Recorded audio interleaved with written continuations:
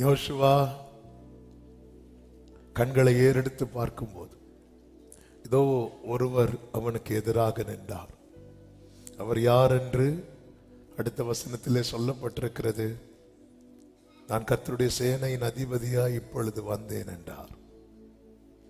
உருவின பட்டயத்தை உடையவராய் நிற்கிறார். அவரை பார்க்கும்போது நம்மால் அறிந்து கொள்ள முடியும், நம் ஆண்டவராகிய இயேசு கிறிஸ்து அவன் பாதையிலே நிற்கிறார்.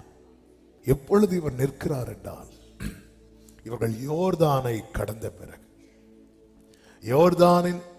யோர்தானை கடக்கும் போது அங்கு என்ன நடக்கிறது என்றால், எகிப்தின் நிந்தை இனி அவர்கள் நடுவில் இராதபடிக்கு அதை கம்ப்ளீட்டா புரட்டி போடுகிறார்.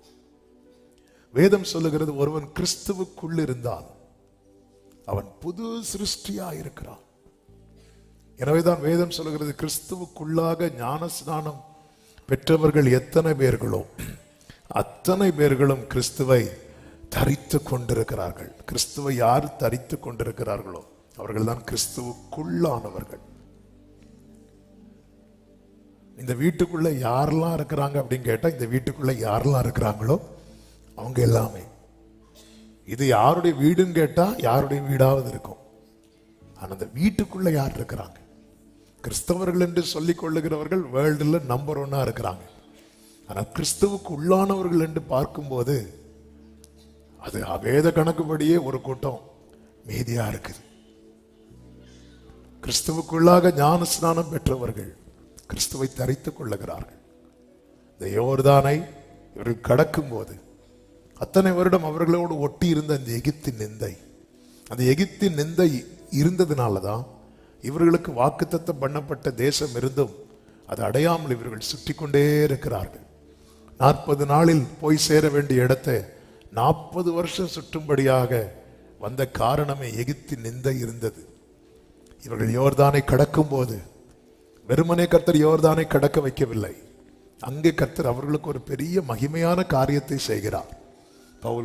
யோசுவா என்ன சொல்லுவார் தெரியுமா? அந்த யோர்தானை கடப்பதற்கு முன்பதாக, இன்று உங்களை பரிசுத்தம் பண்ணி கொள்ளுங்கள், நாளை கர்த்தர் உங்கள் நடுவிலே அற்புதம் செய்வார். நம்ம எல்லாருமே அற்புதம் என்று எதை பார்த்து கொண்டிருக்கிறோம் தெரியுமா? பிரவாகித்து ஓடுகிற யோர்தான் 2ஆக பிளந்து வழி உண்டானது அற்புதம் என்று பார்க்கிறோம். இங்கே உண்மையிலே அற்புதம் என்ன தெரியுமா? புது சிருஷ்டி. உங்க வாழ்க்கையில கர்த்தர் செய்த அற்புதம் என்னன்னு கேட்டா நம்ம உடனே சொல்லணும், கர்த்தர் என்னை சிருஷ்டித்தார். சத்தம் ஆமேன்னு சொல்லுங்க பார்க்கலாம். வலது கரத்தை உயர்த்தி ஆமேன்னு சொல்லுங்க பார்க்கலாம். கர்த்தர் என்னை சிருஷ்டித்தார். புது சிருஷ்டி. இப்பொழுது இவர்கள் யோர்தானை கடந்து வந்து பஸ்காவை ஆசரிக்கிறார்கள். யோர்தானை கடந்தாச்சு, பஸ்காவை ஆசரிக்கிறார்கள். பழையன ஒளிந்தன. எகிப்தின் நிந்தை, இனி எகிப்தின் வியாதி, எகிப்தின் சாபம், எகிப்தின் தண்டனை, இவைகள் ஒன்றும் இனி இவர்களுக்குள்ளே வராது. எகிப்தியருக்குள்ளே உண்டான எல்லா பிரச்சனையுமே எகிப்துக்கு நேராக திரும்பினதுனால இவங்க லைஃப்லயும் வர ஆரம்பித்தது. வாதை வந்தது, எகிப்திலே வாதை வந்தது, வனாந்திரத்திலும் வாதை வந்தது. கர்த்தர் அனுமதித்தார். காரணம், எகிப்துக்குள்ளே எகிப்தின் நிந்தை அங்கே தொடர்ந்து கொண்டு இருக்கிறது. இப்ப எகிப்தின் நிந்தை இவர்கள் நடுவில் இராதபடிக்கு 9வது வசனம் 5:9 சொல்லப்பட்டிருக்கிறது. கர்த்தர் யோசுவாவை நோக்கி, இன்று எகிப்தின் நிந்தையை உங்கள் மேல் இராதபடிக்கு புரட்டி போட்டேன் என்று சொல்லப்பட்டிருக்கிறது. இப்படி இவர்கள் யோர்தானை கடந்து பஸ்காவை ஆசரித்து வரும்போதுதான் இவர்கள் வழியிலே உருவின பட்டயத்தோடு கர்த்தர் நிற்கிறார்.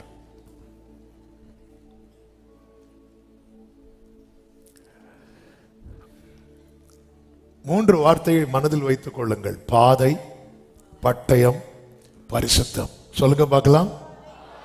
எல்லாரும் சொல்லணும். இங்க வந்தா சொல்லிடணும். ஆமே, ஆன்லைன்லயும் இருக்கிறவங்களையும் சேர்த்துதான். நீங்க மாம்சத்தின்படி தூரமா இருந்தாலும் ஆவியின்படி இணைந்திருக்கிறீர்கள். ஒரு விஷயம் கூட எல்லாரும் சொல்லுங்க: பாதை, பரிசுத்தம். என்ன இந்த மூன்றும்?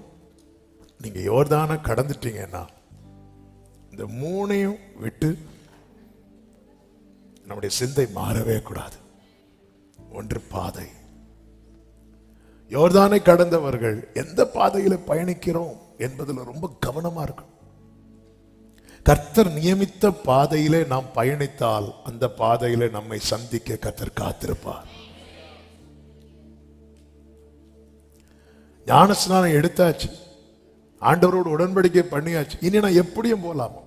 ரெண்டே ரெண்டு ஆப்ஷன் தான் இருக்கு.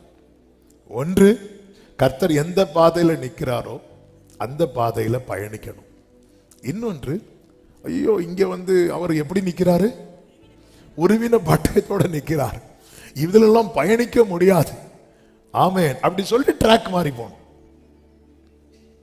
ரெண்டு ஆப்ஷன் தான் இருக்கு. யோர்தானை கடந்து நிந்தைய புறப்பட்டவனுக்கு முன்பதாக அடுத்த ஒரு பெரிய காரியம் இருக்கிறது.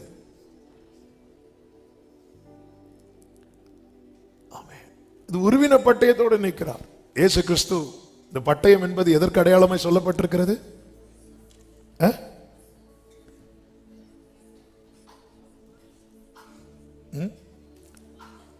கரெக்ட் தான், சத்தமா சொல்லுங்க. கரெக்ட் தான், சத்தமா சொல்லுங்க. வார்த்தை, வசனம்.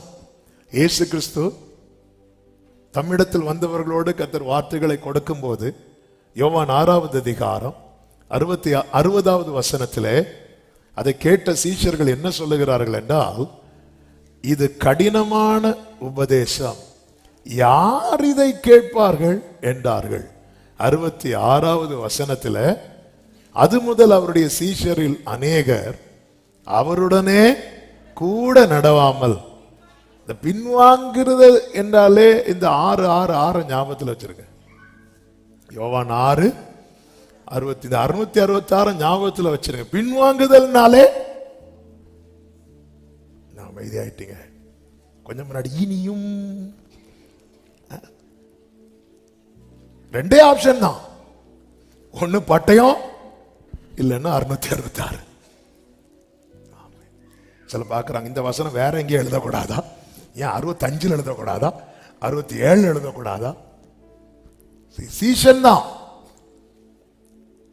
அங்க சீஷர்கள் என்று தான் சொல்லப்பட்டிருக்கிறது. யோர்தானை கடந்து வருகிறவர்களை தேவன் நியமித்த பாதையில் நாம் நடப்போம் என்றால் உன் தேவனை சந்திக்கும்படி நீ ஆயத்தப்படு. ஹல்லேலூயா. அதிகாலையில் உம் கிருபையை கேட்க பண்ணும் நாள் முழுதும் நான் நடக்க பாதையை காட்டும் ஆத்துமாவை நான் உயர்த்துகிறேன், உம்மிடத்தில் நான் உயர்த்துகிறேன். ஏசையா நீரே என் தேவன், ஏசையா உம்மை நம்பியுள்ளேன். கைகளை உமக்கு நேராக விரிக்கின்றேன், வறண்ட நீலம் போல் உமக்காய் தவிக்கின்றேன். உம்முகம் காணாமல் சோர்ந்து போனேன், உம் குரல் கேளாமல் துவண்டு சோர்ந்து போறோமா? துவண்டு போறோமா? அந்த பாதையில பயணிக்கிறவர்களுக்கு, ஆண்டவரே நான் எப்பொழுதும் உடைய சந்நிதியில் வந்து நிற்பேன், மான்கள் நீரோடைய வாஞ்சித்து கதறுவது போல என் ஆத்துமா மேல் தாகமா இருக்கிறான், எப்பொழுதும் உடைய சந்நிதியில் வந்து நிற்பேன். நான் தான் ரட்சிக்கப்பட்டாச்சு, நான் தான் ஞானஸ்நானம் எடுத்தாச்சு, இனி எங்க சுத்தினாலும் போயிடலாம், அப்படியெல்லாம் சுத்தியெல்லாம் போக முடியாது. ஜீவ மார்க்கத்தை எனக்கு தெரியப்படுத்துவீர், உம்முடைய சமூகத்தில் பரிபூரண ஆனந்தம், உம்முடைய வலது பாரிசத்தில். அப்ப அந்த பரிபூரண ஆனந்தத்தையும் நித்திய பேரின்பத்தையும் நாம் அடையணும்னா அதுக்கு தான் தேவன் எதை தெரியப்படுத்துகிறார்? ஜீவ மார்க்கம். நீங்கள் வலது புறம் இடது புறம் சாயும் போது வழி இதுவே, இதிலே நடவுங்கள் என்கிற சத்தம் உங்கள் காதுகளில் துணிக்கும். சங்கீதம் 14:3 எடுக்க வேண்டாம், சொல்லி விடுகிறேன். என்ன சொல்லப்பட்டிருக்கிறது? எல்லாரும் வழி விலகி ஏகமாய் கெட்டு போனார்கள். என்ன அதன் அர்த்தம்? வழி விலகிறது யாரா இருந்தாலும் கெட்டு போவாங்க. அது எனக்கு முன்னாக இருந்து வசனம் கேட்கிற நீங்களா இருந்தாலும் சரி, உங்களுக்கு முன்னாக இருந்து வசனம் சொல்லுகிற நானாக இருந்தாலும் சரி, அதுதான் இங்க சொல்லப்படும். எல்லாரும் வழி விலகினாலே கெட்டு போயிடுவான்.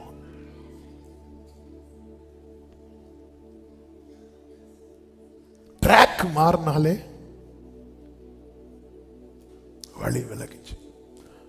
எங்க நம்ம அந்த சமையல்லாம் நீங்க பண்ணும்போது கொஞ்சம் உப்பு கூடுனாலே வாயிலே வைக்க முடியாது. சீனா ரட்சிக்கப்பட்டு நம்ம என்ன நினைக்கிறோம் தெரியுமா? இந்த பார்வோன் இஸ்ரவேலரை அனுப்பும்படிக்கு மோசே போய் கேட்கும்போது பார்வோன் என்ன சொல்வார் தெரியுமா? நீங்க தேசத்தில் தானே பலியிடுங்கள் அப்படிங்கிறார். அடுத்து சொல்லுவார், ரொம்ப தூரம் போகாதீங்க. அதன் அர்த்தம் என்னன்னா, கொஞ்சம் வெளியே போயிட்டு பலி செலுத்தின அடுத்து திரும்ப வந்துடுங்க. அதாவது ஞாயிற்றுக்கிழமை மட்டும் சர்ச்சுக்கு ஆராதனை டைம் மட்டும் போயிட்டு வந்துரு. மற்றபடியெல்லாம் நீ எங்கே தான் இருக்கணும்? எகிப்தில் தான் இருக்கணும். எகிப்தில் இருந்து பலி செலுத்துறது பார்வோன் தடையில்லை. பார்வோனே வேணாம் விழாவை தலைமை தாங்க வந்திருப்பான்.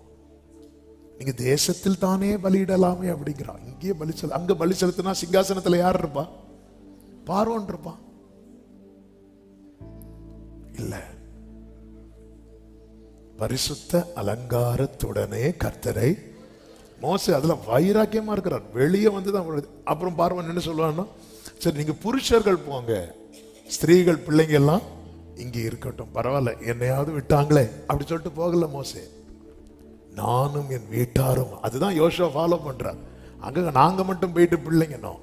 அடுத்து என்ன சொல்றாருன்னா, சரி நீங்க பிள்ளைங்க எல்லாம் போங்க, உங்க ஆடு மாடெல்லாம் இங்க, அதாவது அங்க ஆராதனைக்கு போயிருங்க, இங்க வரி கொடுத்துருங்க. உங்க ஆடு மாடெல்லாம் நிக்கட்டும். ஆடு மாடா ஒன்னே விட மாட்டோம். ஆமே. எகிப்தை விட்டு வெளியே வந்தாலும் எனக்கும் இனி விக்கிரகத்துக்கும் என்ன என்று எப்ராஹிம் சொல்லுவான். இந்த வழி விலகிட்டோம்னா அது யாரா இருந்தாலும் கெட்டு போயிடுவாங்க. ஆண்டவருக்கு ரொம்ப பிரியமான சாலமோனே கெட்டு போயினானே.